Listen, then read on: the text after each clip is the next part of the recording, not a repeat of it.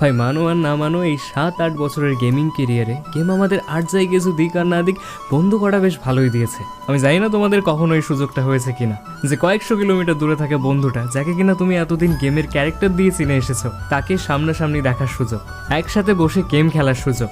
যাই না, এর আগে পর্যন্ত বহুবার এরকম প্ল্যান করে কখনোই সেই প্ল্যানগুলো এক্সিকিউট করা হয়নি, কিন্তু রিসেন্ট কিছুদিন আগে সেই সুযোগটা এসেই যায়।